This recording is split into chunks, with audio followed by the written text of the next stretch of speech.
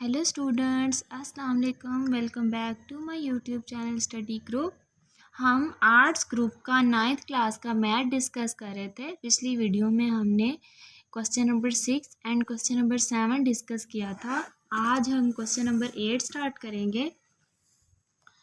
इसकी स्टेटमेंट थोड़ी सी मुश्किल है, इसको ध्यान से समझिएगा। वो कह रहा है, out of his total income Hamza spend 20% on house rent. वो कह रहा है हमज़ा की जितनी भी इनकम है उसका वो 20% है वो किसको दे रहा है, हाउस का रेंट पे कर रहा है। ठीक है, यानी घर का जो है ना वो किराया देता है उसमें से। और 70% of the rest. For example उसकी इनकम अगर 100 है तो 100 में से 20% तो अपने घर का रेंट दे देता है। जो बाकी उसकी इनकम बच जाती है ना, उसका 70% जो है वो उसका हाउस होल्ड एक्सपेंडिचर में खर्च हो जाता है, यानी घर के अखराजात में उसका ये खर्च हो जाता है। तो हमने बताना है इफ़ ही सेव्स ₹1800। इन सब मामलात के बावजूद अगर वो हर महीने 1800 रुपये सेविंग करता है अपनी, तो what is his total income. तो हमने ये बताना है उसकी जो टोटल इनकम है या टोटल सैलरी है वो कितनी होगी। चले इसको स्टार्ट करते हैं। हम लिखेंगे स्पेंट ऑन रेंट, यानी किराए पर वो कितने परसेंट लगा रहा है, 20%। यानी जो घर का किराया वो कितना दे रहा है, 20% ना। तो नेक्स्ट उसकी रेस्ट इनकम कितनी होगी। फॉर एग्ज़ाम्पल हम कह लेते हैं 100% अगर उसकी इनकम है तो 100 में से ये घर का किराया निकाल देंगे 20%, तो उसकी रेस्ट इनकम का मतलब है बाकी बची हुई जो इनकम है वो उसकी कितनी हो जाएगी, 80%। ठीक है, आई होप यहाँ तक आपको समझ आ गई है। नेक्स्ट आप बताएं कि वो कह रहा है रेस्ट इनकम में से जो उसके 70% है वो हाउस होल्ड एक्सपेंडिचर पर लग जाता है। वो ये नहीं कह रहा है कि उसकी टोटल इनकम, नहीं, टोटल इनकम में से 20% तो आप घर का अलहदा कर देना, जो बाकी पैसे बच जाते हैं रेस्ट इनकम उसका 70% वो घर के अखराजात में खर्च करता है। रेस्ट इनकम हम निकाल चुके हैं, बट इसका 70%। तो हम यहाँ पर लिखेंगे हाउस होल्ड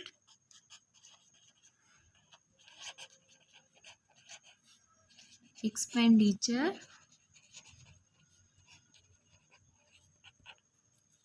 70%। परसेंट को हटाने के लिए हमें पता हम 100 से डिवाइड करते हैं, मल्टीप्लाई बाय 80% करेंगे। 80% क्यों किया, 80% क्योंकि उसकी रेस्ट इनकम थी, ये रेस्ट इनकम थी ना। और उसने यही तो क्वेश्चन में डिमांड किया था कि रेस्ट इनकम का 70% वो घर के अखराजात में जो है ना वो लगाता है। ठीक है, चलें हम इसको कैलकुलेटर पर सॉल्व कर लेते हैं, इजी हो जाएगी। रखते हैं 70 डिवाइडेड बाय 100, ये फ्रैक्शन का साइन मैंने प्रेस किया, ये साइड बटन दबा के मल्टीप्लाई बाय 80, तो क्या आंसर आता है 56। तो यहाँ हम लिखेंगे 56%। ठीक है, यानी उसका जो हाउस होल्ड एक्सपेंडिचर था वो कितना आ गया हमारे पास, 56%। यहाँ तक आपको समझ आ गया, चले आगे चलते हैं। देखिए ना, रेंट पर उसने 20% स्पेंड कर दिया और हाउस होल्ड एक्सपेंडिचर उसका 56 आया। तो इन दोनों का अगर हम टोटल लेना चाहें तो वो क्या आएगा, वो आएगा सम ऑफ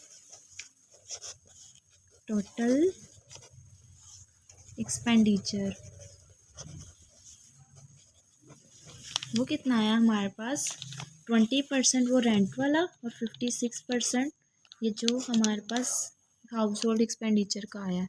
तो बताएं टोटल कितना बना, 20 और 56 को आप प्लस करें तो 76। ठीक है, नेक्स्ट हमारे पास, अब आप बताएं उसकी जो सैलरी थी, उसकी जो इनकम थी उसमें से उसने 20% रेंट दे दिया और जो बाकी बच गया उसमें से उसका 56% जो है वो उसके घर के अखराजात में निकल गया। तो उसकी सेविंग कितनी हुई, इनकम चूँकि हमने डिसाइड की हुई है कि उसकी इनकम 100 है, तो 100 में से ये जो टोटल है रेंट का भी एक्सपेंडिचर का भी सब माइनस कर देंगे 76, तो क्या आंसर आएगा 24%। यानी उसकी सैलरी की 24% उसकी सेविंग है। ठीक है, अब उसने हमसे क्वेश्चन क्या किया हुआ, उसने हमसे यहाँ पे कहा हुआ है अगर ये सब कुछ करने के बाद अगर वो 1800 सेव भी करता है हर मंथ, तो आप हम बताएं कि उसकी टोटल इनकम कितनी होगी, यही पूछा हुआ है ना उसने। तो यहाँ पे हम उसी को करते हैं, लिखेंगे total income is equal to 100। हमने पहले से जो इनकम डिसाइड की हुई है ना 100 है, डिवाइडेड बाय 24 जो कि उसको सेविंग आ रही है, मल्टीप्लाई बाय वो अमाउंट लिखनी है आपने जो कि उसने दी हुई है कि 1800 टोटल अमाउंट उस वो सेव करता है हर मंथ। 100 इनकम हमने पहले से ही डिसाइड कर ली कि उस हमज़ा की टोटल इनकम 100 है, 24% अभी हम देख चुके हैं उसकी सेविंग है, और ये जो मैंने अमाउंट लिखी है ये वो वाली अमाउंट लिखी है जो कि उसने क्वेश्चन में हमें इंस्ट्रक्शन दी हुई है कि इतने पैसे वो हर मंथ सेव करता है। चलिए इसको कैलकुलेटर पर सॉल्व करते हैं। हम लिखेंगे 2000 मल्टीप्लाई बाय 1800, क्या आंसर आ रहा है 18, और इसी चीज़ को अगर मैं डिवाइडेड बाय 24 कर दूं तो क्या आता है 7,500 या फिर 7,500। यानी हमज़ा की टोटल इनकम, यहाँ पे आपने टोटल इनकम ही लिखनी है कि उसकी टोटल इनकम ही उसने पूछी हुई थी, वही हमने बता दी, तो हमें पता चल गया कि हमज़ा की टोटल इनकम कितनी है 7,500। चलिए स्टूडेंट्स नेक्स्ट क्वेश्चन करते हैं। क्वेश्चन नंबर 9 है हमारे पास, Raheel's income is 25% more than that of Rauf. ठीक है, यानी जो राहील और राउफ दो लड़कों की बात हो रही है, राहील की इनकम जो है वो 25% ज़्यादा है राउफ के। ठीक है, अगर फॉर एग्ज़ाम्पल राउफ की इनकम 100 रुपीज़ ले लेते हैं तो राहील की इनकम उससे 25% ज़्यादा यानी 25 रुपये ज़्यादा होगी। तो बताएं what percent is Rauf's income less than Raheel's. तो बताएं कि कितने परसेंट राउफ की इनकम राहील से कम होगी। ठीक है, चलिए इसका सलूशन करते हैं। हम सबसे पहले लिखेंगे, हमें नहीं ना पता कि कितनी इनकम है राउफ की, तो हम लेट कर लेते हैं अपनी मर्ज़ी से, जो कि मैंने अभी भी बोला कि लेट कर लेंगे राउफ की इनकम कितनी है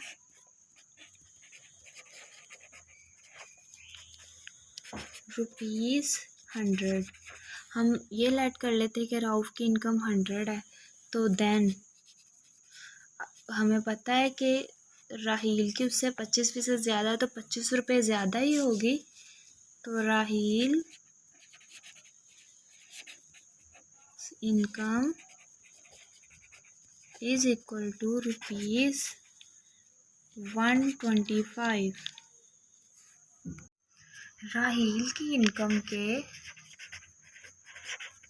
राहील्स इनकम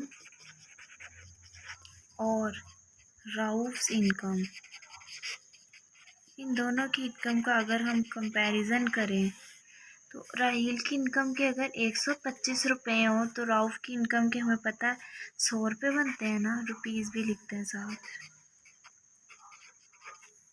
ठीक है, यानी अगर राउफ की इनकम 100 रुपये है तो अभी हमने देखा कि राहील की इनकम 125 रुपये बनती है।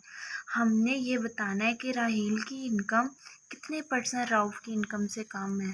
तो क्यों ना हम 1 रुपये के लिए पहले बात कर लें, यानी हम यहाँ लिखेंगे राहील्स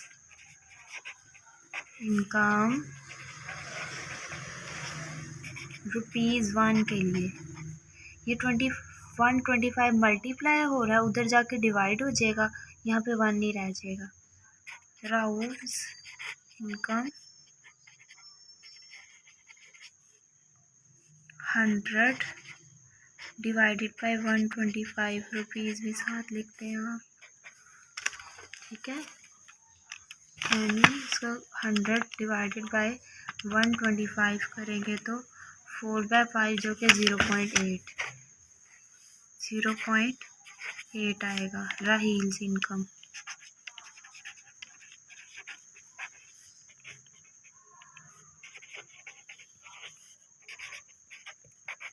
यहाँ पे आपने एक चीज़ मिस कर दी हमने, राउस इनकम। मतलब है कि अगर राहील की इनकम का हम 1 रुपये लें तो राउफ की इनकम का 0.8 बनता है, यानी 0.2 कम है। ठीक है, अब हम ऐसा करते हैं, हमने जो टोटल इनकम डिसाइड की है वो 100 ही है, तो हम क्यों ना multiply by 100 on both side, दोनों तरफ 100 से मल्टीप्लाई करते हैं तो हमारे पास वैल्यू आ जाएगी। यहाँ पे करेंगे जब मल्टीप्लाई, राहील्स इनकम रुपीज़ 1 को जब हम 100 से मल्टीप्लाई करवाएंगे इस 100 से तो 100 आ जाएगा। तो राउस इनकम 0.8 को भी हमें 100 से मल्टीप्लाई करवाना पड़ेगा। ये वाली जो चीज़ है राहील्स इनकम रुपीज़ 100, ये वैसे आ जाएगी। और यहाँ पे हम लिखेंगे राउस इनकम 0.8, जो कि अभी अभी हमने सोल्यूशन निकाला। 0.8 को मल्टीप्लाई करेंगे हम 100 के साथ तो 80 आ जाएगा।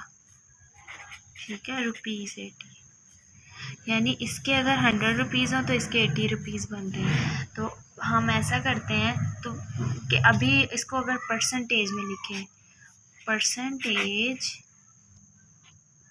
Of Rauf's income